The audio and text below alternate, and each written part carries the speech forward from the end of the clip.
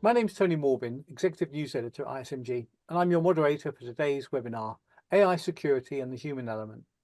Our subject matter experts today are Jelle Weerlinger, Security Awareness Advocate, KnowBe4, Arnaud de Marneffe, Cybersecurity Consultant, Approach, and Henk Liebeek, Product Manager, Clarinet.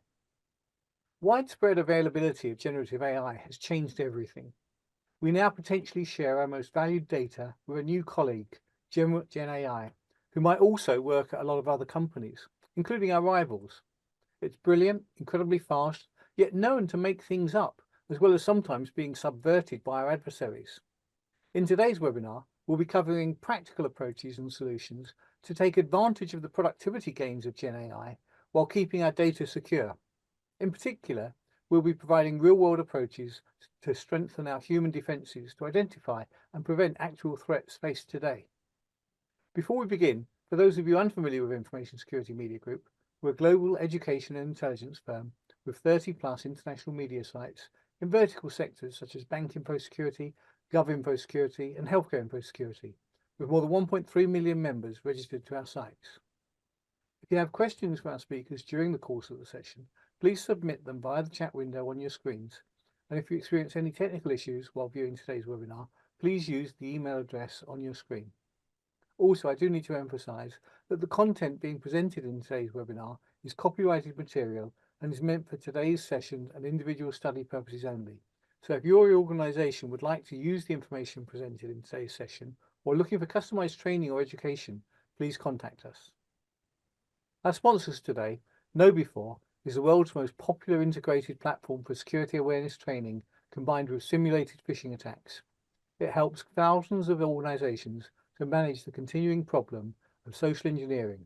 Its mission is to train employees to make smarter security decisions. Clarinet are experts in modernizing and running critical applications and infrastructure, simplifying the management of IT services so customers can concentrate on what they do best. Customers gain access to a wide range of managed services, professional services, and training across cloud, networks, managed cybersecurity, and unified communications and collaboration technologies. Approach is a pure-play cybersecurity and privacy service provider, offering 360-degree solutions to improve your cyber resilience, anticipate, prevent, protect, detect, respond, and recover. Now, back to our subject experts. Jelle Weerlinger has over 20 years of experience in business development, sales, management, and marketing. In his current role as Security Awareness Advocate for EMEA for KnowBe4, he helps organizations of all sizes understand why more emphasis is needed on the human factor and how to manage the ongoing problem of social engineering. Henk Liebeek is Product Manager at Clarinet Benelux and is responsible for the managed services portfolio of Clarinet with a growing focus on security. He has over 25 years experience in product management within IT at different levels of the supply chain. For nearly 8 years, he's been contributing to enhancing the position of Clarinet within the Dutch market. Arnaud is a dedicated professional in the field of cybersecurity. Following a master's degree in cybersecurity at Free University Brussels, Arnaud joined information security company Approach. As a consultant in cybersecurity, he actively participates in a range of engaging projects with a special emphasis on promoting security awareness, an area which, in his perspective, stands as the primary line of defense against digital threats. Welcome, Jelle, Arnaud, Henk. Thank you. Yeah. Good to see you. Now, I'm going to kick off with the assumption that for all its drawbacks that we're about to discuss, you do support the adoption of generative AI to boost productivity. Now, that's correct, isn't it? Yeah, definitely. Go ahead. It's disruptive in nature, which is really good because it allows us to do things we never imagined before. I think that it's something that businesses need to consider. If you don't, it's an inflection point. If you don't use it, you'll be in trouble down the road. So you need to look at how you use AI, how you implement it, and therefore also how you protect your organization against AI, because bad actors are also going to do the same. They're going to leverage it. But all in all, I'm definitely a supporter. I know.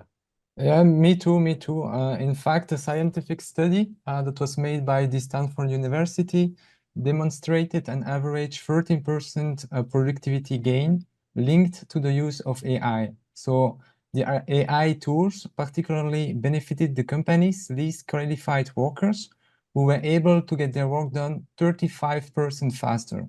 So the AI also proved to be very useful for new workers.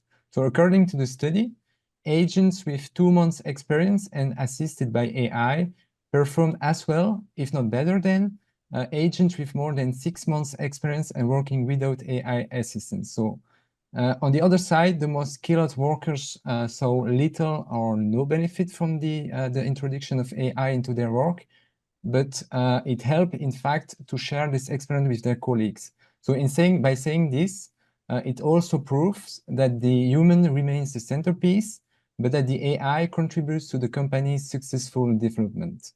So in fact, it will take time and further study to understand all the transformation brought about by AI, despite the speed at which it is being deployed. But this was also the case for other transformative technologies, such as electricity or the steam engine.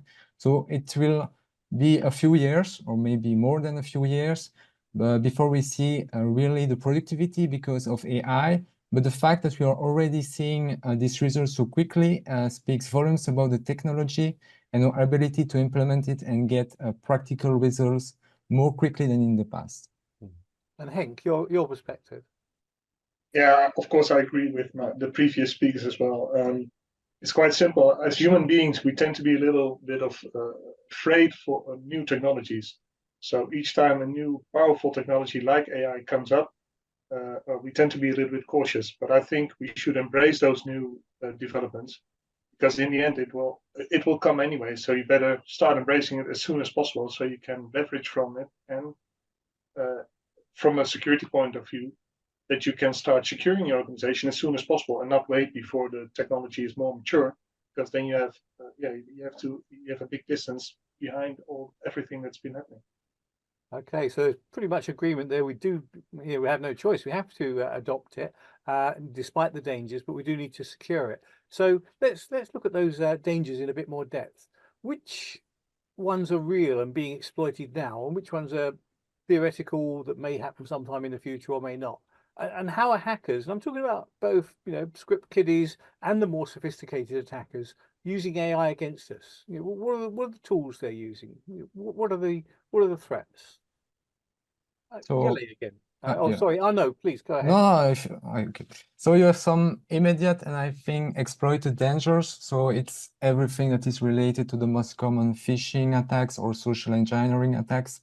So hackers can leverage AI to personalize phishing emails, messages, making them more believable and likely to be clicked. So for example, if you take ChatGPT or Bard, you give some information about the company and it will create a credible, a well-written, customized phishing email. In fact, most tools now try to block this, but there are still ways to circumvent the measures put in place. So that's the first one, but the second one is also important. It's more about misinformation and deepfakes. So that's also a major concern, with attackers using AI to create realistic videos, audio, and text that manipulate public opinion, damage reputations, or even influence elections. We've already seen this. Speaking about this, I don't know if you hear about, but there is a very recent example where a company working in Hong Kong paid more than $20 million in a deepfake video call spam. So to give a bit of context about this, it was an attacker that invited the victim to a video conference with many participants, and because the people in the video conference look like real people, the victim made about 15 transactions to 5 local account banks. And in fact, all participants were fake. It was because the malicious person downloaded videos in advance and then used artificial intelligence to add fake voices to use in the video conference. So that's the second one. The third one is about automated attack and botnets. So for example, you have tools for password cracking.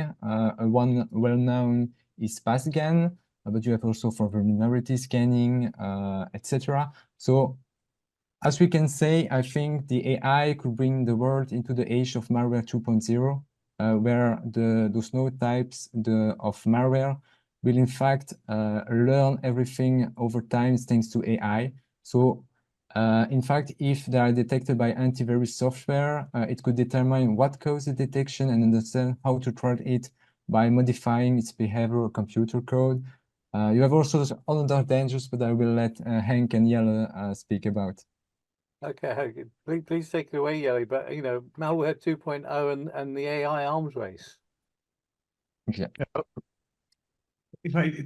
First, I'd like to add that AI, yes, while it's changing the cybercrime and cybersecurity landscape immensely, let's not forget that as we see it today, it's been mostly used to augment existing attack forms, right? It used to be a regular email phishing attack, and now it's one where the AI is leveraged to create the entire campaign, to automate the entire campaign. That makes it more dangerous, more complex, and more advanced.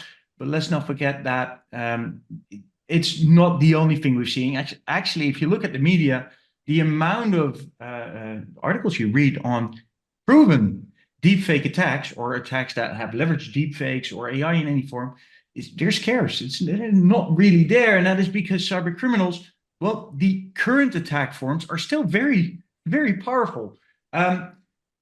You need to prepare your organization because the onslaught will be coming. It's as simple as that. There's no reason for them not to use AI. So, hey, you're smart. Let's face it. You can prepare your organization. That's the good thing. It's not like with ransomware, where all of a sudden there was a ransomware attack, and then we had to actually figure out, okay, how do we call this thing? And it turned out to be ransomware, and we had to defend ourselves. With this, we know this is coming. And that's kind of unique within cybersecurity. Never happened before. That's the first thing.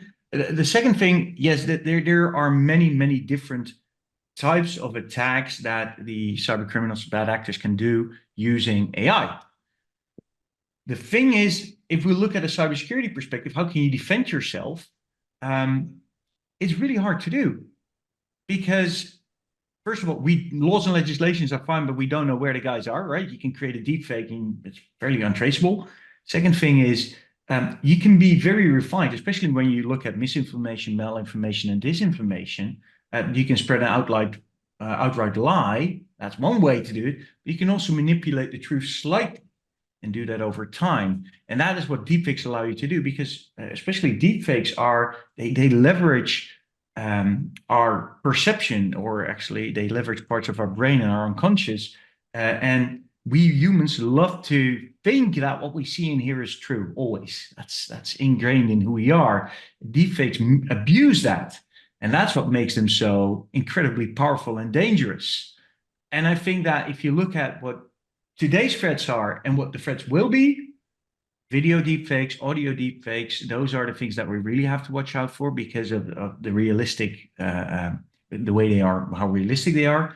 And if you are an organization, you should definitely look for misinformation and disinformation, because that is the easiest way to basically sabotage your organization by spreading within your organization, for instance, by infecting your LLM that you use, because most companies are looking at an AI portal for themselves in some way.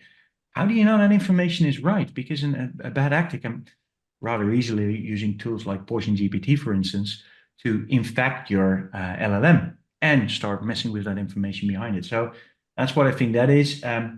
Who's using it? Script kiddies? Sure, some deepfakes are easily created, but they're not very realistic.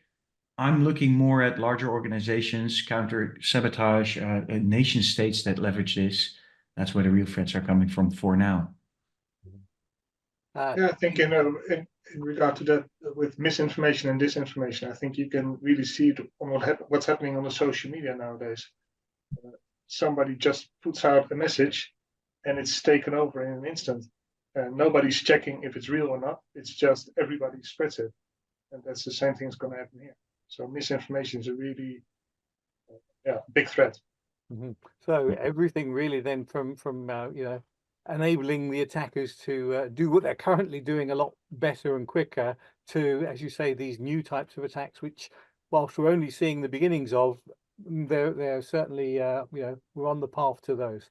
And what about from the other side, from our staff and their use of AI? What are our concerns there? Well, I don't know if it's really concerns, because also there from the start, it's a good thing that they used it. When you look at the marketing departments that start using ChatGPT or their own version, like within Clarinet, we have Clara GPT. But it helps us because when you have to create some kind of document, when you start with ChatGPT, you have your first draft within a few minutes, and then you can start correcting it and improving it, which is much easier than creating the entire document from scratch. So I think it's also for our technical people with solutions. Of course, they use Google a lot, but sometimes when you're looking for a script to automate something, if you type it in ChatGPT or something similar, you get your answer and you get your script, and you can easily test if it's working or make some minor changes or ask or refine your questions to get better output. So I think in the end, it makes us more productive. So we actually encourage the use of it. Just try to make sure that you use the right tools and stay safe. So keep in mind, well, we discussed it previously, that in the past, ChatGPT used to be in the cloud, and when you put something in there, it was public. Fortunately, that isn't the case anymore, but you have to be aware of that. So where is your data going? Mm-hmm. Certainly, you're right when it comes to ChatGPT 4, but there are other AIs out there. Others. I completely agree with Frank. There are a lot of AI tools that can be used and increase the productivity. We mentioned ChatGPT. We have a lot of other AI tools that can be used for content creation, grammar checkers, even image generation, so the DALL-E or Midjourney. So you have a ton of different AI tools that can be useful and increase productivity. It's therefore important to carefully consider, in fact, the potential benefits, but also the drawbacks. So before implementing it in your work, sorry. So it's also important to provide training and support to your staff so that they can use AI effectively and responsibly. So, for example, that they have to consult the organization's policy before using a chatbot, that you don't have to rely on all the answers that you receive. So verify the information that is generated by consulting external sources. So for example, the one given by the chatbot itself. And also important to say, never use sensitive information when making requests. We saw with ChatGPT, I think the 3.5, I'm not sure about, that people were able to retrieve information stored in the tool by repeatedly spamming a word. So there is always a risk of data breach. Mm-hmm. And if you look at the whole AI in general, the beauty of AI is it's giving us one of the most valuable resources that we as humans have, and that's time. If you use it correctly, then you get more time, because it will either automate your work, it will augment your work, it will actually, if it does your work for you, you can do other things.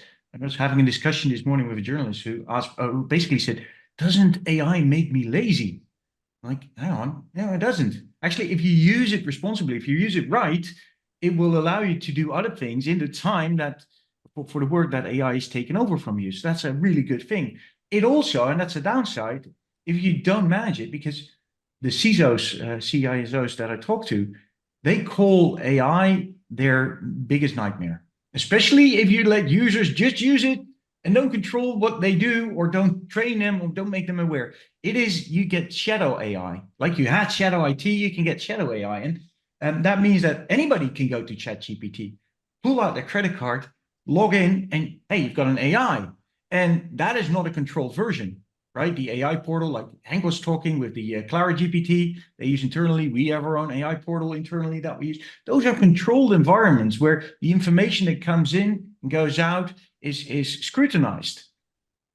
If you just use the regular ChatGPT, sure, your data won't be used in a training model. That is definitely true, especially if you use the last version. But there's also websites out there that are free to use, that a user can use, that leverage the old version of ChatGPT, the 3.5 or 3.0 even, that still does use that data, or still publicly makes that data available. So to make sure that you, as a security practitioner, make sure that AI is used responsibly within the organization. I think that is the core of what you need to do as a CISO today, because you don't have a choice. AI is here to stay. Users will use it in whatever way they can because it saves them time, and they understand that very well. Yeah, I think that's major. That's the major thing here. Yeah, completely agree. I think banning the use of AI into a company doesn't make much sense, as the user will probably try to use it on his own in secret with more risks and than if clear policies are established by the company. So it's important to raise staff awareness about. Okay, so we want to allow usage, we want to encourage usage, but we want to control how it's used to keep it safe. So what do we do to implement that control? Are there policies or tools that we can adopt?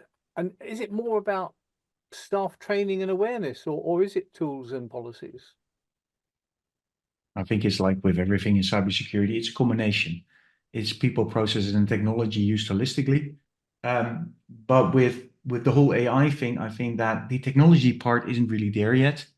Let's face it, ChatGPT, it took the market by storm. Sure, we've been talking about AI since a couple of decades in theory, and all of a sudden it was there, and it was there for everybody to use freely. So that forces organizations to make changes today, to implement measures today. Whereas the detection technology, let's take deepfakes, the detection technology to detect deepfakes accurately, it is there, but I wouldn't call it production ready. I would look I would look at that technology very well before I'd actually implement it in my security operations or in my business operations for that. If you look at the policy side, there's a lot to gain there. It's good use policies. Let's create some best practices here. Let's teach people how to do proper prompt engineering. First of all, let's teach people what prompt engineering is, because most people actually don't know that part yet. It is also about the awareness. So it's all about being able to detect Gen AI or AI in general, teach them how to use it, how not to use it, and most importantly, give them some context. Why is this important for your business? Why can it be harmful? Or why can it be productive? I think that's it. Mm-hmm. I mean, I'm going to bring Henk and Arno to give us maybe a practical perspective of how they're dealing with this issue. And what are your main challenges, and what's your response to actually overcoming these potential dangers, because you do want to adopt AI usage? Henk? I think a lot of it lies again in training. I agree with what Jelle just said. I mean, it is the triangle of people, process, technology. Well, then it's the technology part is still quite hard. So make sure that people are trained. And well, I sometimes also at customers, I use the example of my son who's using ChatGPT for his schoolwork. But he also finds out that if he just types a question and looks at the answer, that it's way of what he's looking for. So then he starts refining his question. So he starts to learn how to use it. And I think that's the same with the people part in this case then. They have to, first of all, learn how to use it, but also make sure that they're aware of the dangers that they are there, so that you can have a deep fake video or audio, and that you know how to respond to that, and how can you make sure. I mean, the flags that we have within social engineering, like the urgency, which is always there, keep those in mind, because as soon as you have something like one of those red flags, make sure you start double checking what you just heard or saw, because it might not be true. So training remains essential, I think. Oh, no. No, that's correct. For clients, I think we have two kind of scenarios. So the first one is that we have clients that want to govern the use of AI in their companies. So the challenge that they ask about are what AI are safe to use. They may ask also for a comparison between different AI solutions and which are the safest to use. So we assess the risk raised by the use of AI in the organization, defining the threat model of how attackers can use AI to attack employees, for example, phishing. We advise AI-powered security solutions. So by implementing AI-based security tools like anomaly detection, threat intelligence, etc. There is an analysis of what are the legal aspects and the impact on privacy of using such AI solution. And as Henk mentioned, it's all about training. So clients, the second scenario, sorry, is about clients that are implementing an AI into their applications and want to ensure that their implementation is secure. So in this case, for example, if they implement a chatbot, we could provide some pen tests or red team to test the implementation, see if everything is secure. It's also based, in fact, on the OWASP top 10 LLM, so for the large language models. Excellent, some good advice there. Now, AI is such a game changer that it's accelerated the rate of technological development, and it's moving so fast now that organizations can't really keep up with, what is the latest, functionality, what's the latest threat as a result of that. So what's your advice for keeping up with such a fast moving environment?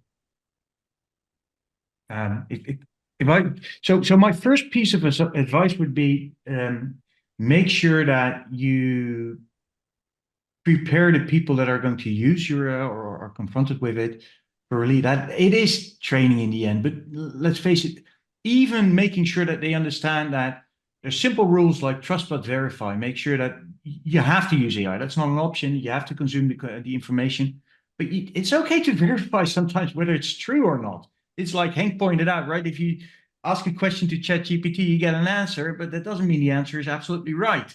Because an AI doesn't really fact check that part. It just pops out what it's learned. So trust but verify is the one thing. The other thing which we always tell companies is focus on critical thinking. Make sure people understand what an AI is, what an AI isn't, what it can do for you, and make sure that they use it consciously. That's what critical thinking for the large part is. Be mindful of when you use it. That's a base that we tell organizations. The other thing is accept the fact that the advancements in AR are going more rapidly than you can consume, more rapidly than you can keep up with. It's just a fact.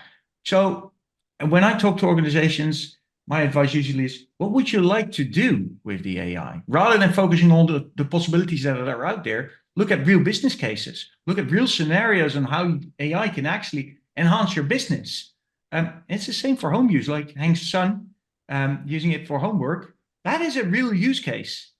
It can definitely benefit students. But then again, if you work back from that use case, that business case, and figure out what kinds of AI you need to use and how you can use them responsibly, then you're good to go. Great. Henk, Arnaud, any advice?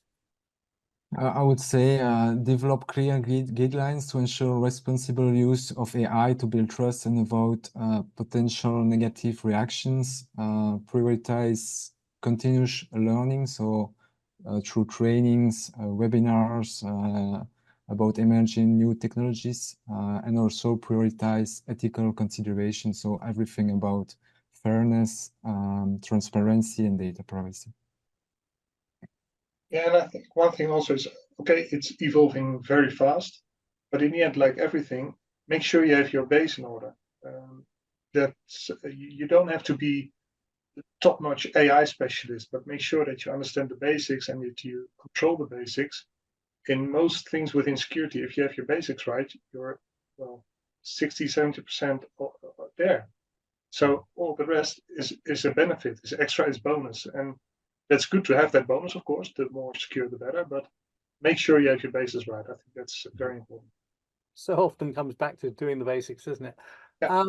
We can now take a few audience questions. So first up, and for whoever wants to answer, I still have people clicking on traditional phishing emails.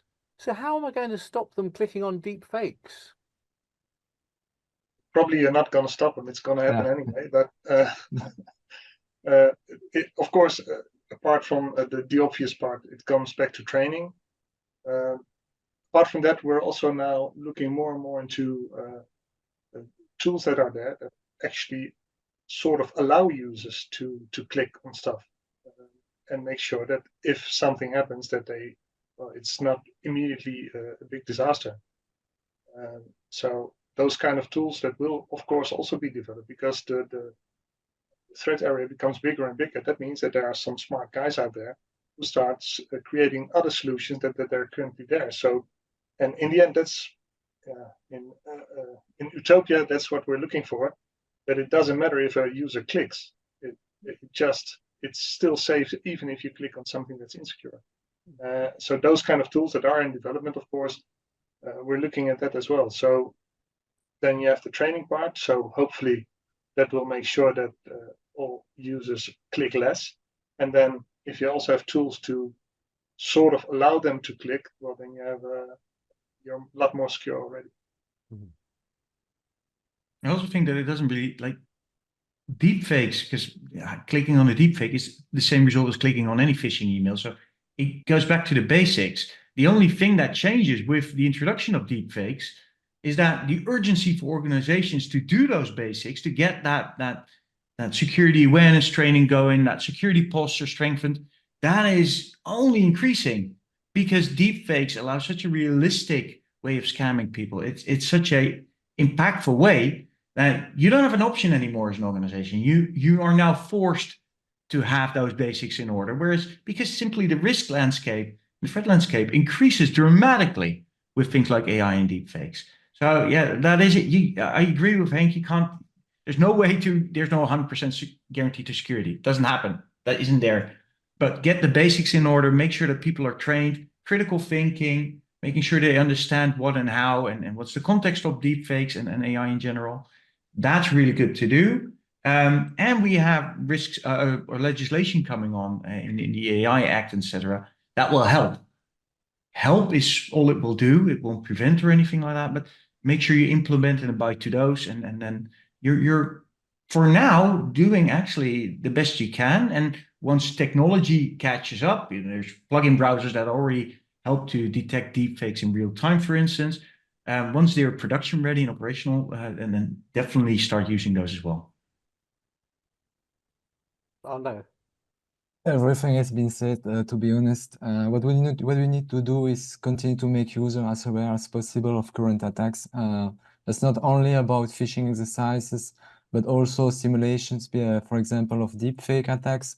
You have to do also some newsletters about the current threats, so inform your users that they are aware about.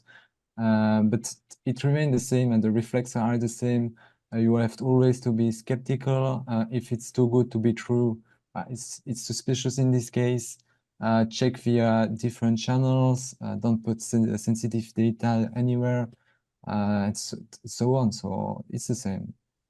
Yeah, absolutely. I mean, I think that was a great example that you gave with the fake conference call, because then I suppose even if you have two people telling you that you should be making a payment, it's not multi-factor, it's still the one source. So if you have a policy of having two factors, then you should have the other factor being not that Zoom call. And as you said as well, it's doing those basics and having the training to be aware that this is a possibility. So we do have basics in place. The next question very much comes back to that. How can we leverage our current approaches to staff awareness? Or should everything now be revamped to be AI centric? Well, don't make everything AI centric. Basics still apply. You still need to do training on everything else. But there's some things that come into play. Let's take that Hong Kong example again with the video deepfake. What we see happening now, a really simple trick is, yes, you're going to have that video call that's going to happen, but before you do that, on another channel, WhatsApp or your company Slack or anything, if you can use your company communications that are secure, that's even cool, even better. But set up a passphrase, and then when you start the video meeting, especially when it's on the topic of money or anything that important, right? Have somebody repeat that passphrase. If they can't, well, you can't verify their identity, because that's the thing. The identity of something you see and hear has no value anymore with the introduction of deepfakes. So using a passphrase is a really good way. I know there's some technical measures coming along. They're being developed as well to help you with the authentication process for that sort of thing. But it's a really simple trick. So yes, you need to focus more on AI. Yes, you need to teach people, etc. It's what we do in our tools. We provide security awareness training. A lot of it now focuses on AI as well. But it's also about providing people with practical tips like getting that passphrase for the authentication to enable them to just keep on doing their job in this age of AI and deepfakes. And I think if you only focus on AI, you're going to forget about the majority of the threats today, which I think Jelle mentioned that in the beginning of this conversation. Those are still the traditional ones. It's not like everything's AI now. So if you focus only on AI, you forget about 80% of all the threats. Don't get too distracted. Having said that, next question is there any template of guide rails that should be introduced for the use of generative AI? So we're looking here for a bit of guidance. You have some that are available that can be customized and adapted to your company. So for example, you have one that is available in multiple language from the European Commission. So it's called, I think, the Ethics Guidelines for Trustworthy AI or something like that. And this one focuses on 7 key requirements that AI systems should meet in order to be deemed trustworthy. So that's quite interesting to start with.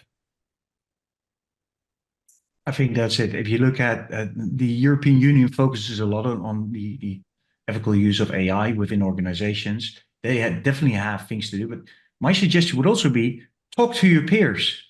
Community is what helps here. Collaboration is what helps here. There's a lot of organizations tested. I would guess everybody's looking into AI in some way. So figure out if you have best practices. There's ISACs out there. There's events that people visit. Make AI a topic of discussion. That is the best thing to do because the experience of others will only help you along more quickly. We have on our forum, we have a community out there in the internet where our customers get together. There's regular discussions on this topic. And to be honest, everybody, including vendors like us, are figuring out how to do this best. So let's do it together. That's my main advice here. Talk to your peers. Excellent advice there, and I hope you've enjoyed this. Thank you very much, Jelle, Arnaud, Henk, for sharing your insights and expertise today. And thanks to our sponsors. Thank you. Thanks for having us.